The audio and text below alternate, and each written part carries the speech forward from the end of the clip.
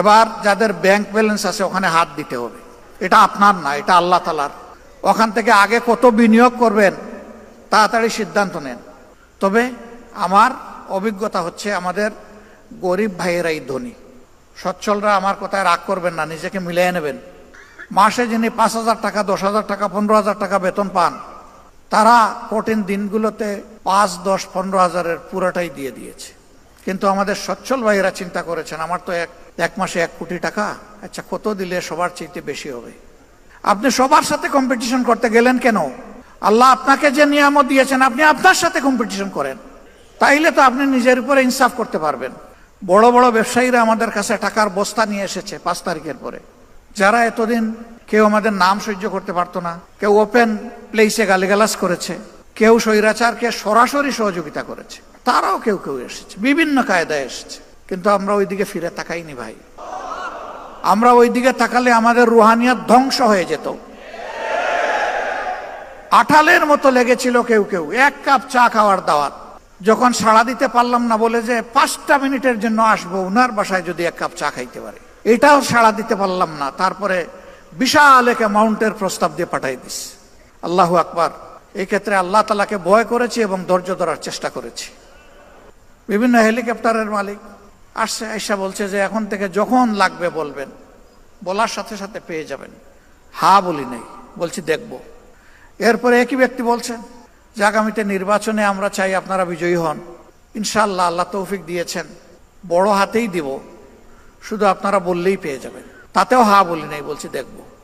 এইরকম যারাই অফার দিয়েছেন নিজেদের জ্ঞান বুদ্ধি অনুযায়ী প্রথমে তাদের ব্লাড সুগার দেখেছি যে সুগার ঠিক আছে কিনা, এরপরে আল্ট্রাসাউন্ড করেছি যে ভিতরের পার্টসগুলো ঠিক আছে কিনা, সন্দেহ হলে সিটি স্ক্যান করা হয়েছে, এনজিওগ্রাম, এবং শেষ পর্যন্ত এমআরআই করে যখন নিশ্চিত হয়েছি বেজাল, তখন বলেছি কালু সালামা।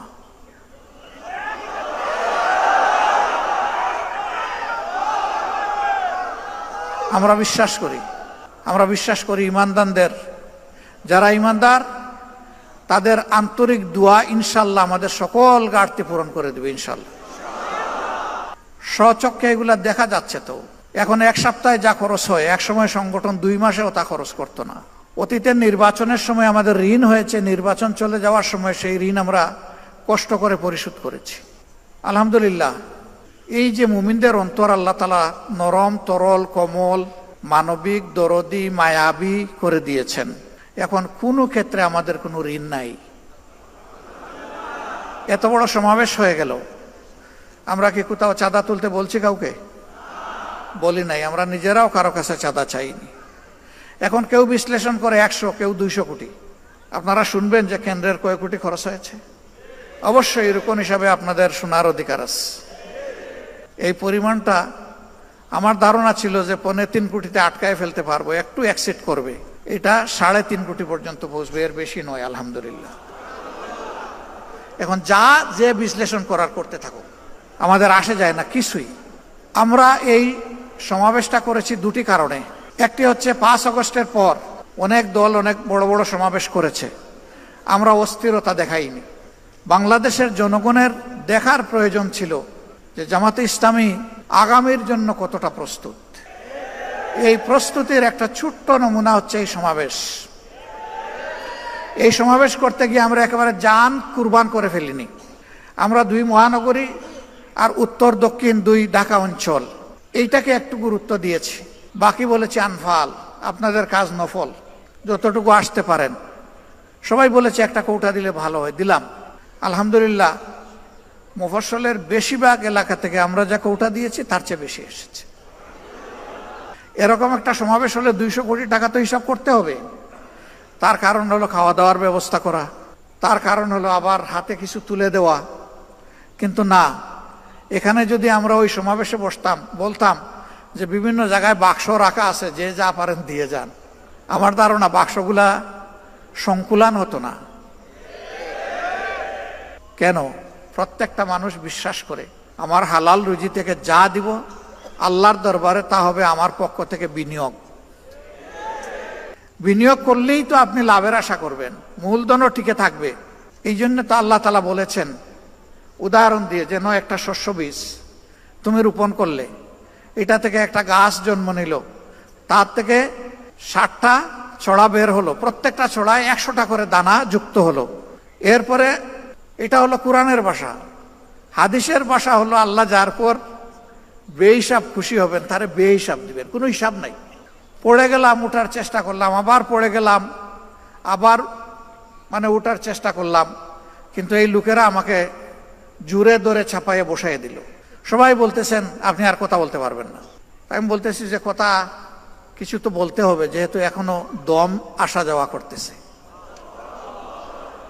যত সময় দম থাকবে কথা বন্ধ হবে কেন? সম্মানিত ভাইয়েরা এবং আমার বোনেরা, আমি শুনেছি অনেকে কান্নাকাটি করেছে। কেন কানলেন? যদি জান চলেই যায় বলবেন আলহামদুলিল্লাহ, এটাই মুমিনের দায়িত্ব। এখন গেলাম হসপিটালে, এমন ভাব দেখায় সহকর্মী ডাক্তাররা, এখানেও কেউ কেউ আছে যে আমার মরতেই দিবে না। আরে ভাই, আমি কি এখানে থাকতে আসছি না? আমি যাবো আবার আসল ঠিকানা জান্নাতের বাড়িতে, এই পোষা জায়গায় আমার রাখবেন কেন বেঁধে আপনারা? এই মলিনতা পরিষ্কার করতে একজন ঝাড়ুদার হিসাবে আল্লাহর যতদিন প্রয়োজন, আল্লাহ তার বান্দাদেরকে বান্দিদেরকে যেন ততদিনই হায়াত দেন, এর বেশি দরকার নাই। সমাজের আবর্জনা পরিষ্কার করার জন্য, আল্লাহর দিনকে কায়েম করার জন্য। এরপরের কথা হলো, দুনিয়া কোনো মানুষ কি প্রিয় সংগঠন বা দিনের জন্য বাধ্যতামূলক? অবশ্যই না, কিন্তু আমাদের জন্য বাধ্যতামূলক আল্লাহর দিন এবং সংগঠন। একজন মরবে, আরেকজন আসবে। আমাদের মায়েদের গর্ভে মুজাহিদ, মুমিনা, মহসেনা, মুমিন, মহসেন জন্ম নিবে। এরা পরবর্তীর পতাকা হাতেও ধরবে, প্রয়োজনে দাঁত দিয়ে কামড় দিয়ে ধরবে। আসা যাওয়ার এই পালাও চলতে থাকবে, আর দিনের একামত ইনশাল্লাহ হবে। আগামীর বাংলাদেশ আমরা চাই না আর মজলুম বাংলাদেশ হোক। এই জুলুম থেকে তারাই বাংলাদেশকে বাঁচাতে পারবে যারা শুধু আল্লাহর জন্য জীবন বাজি রেখে লড়াই করতে পারবে।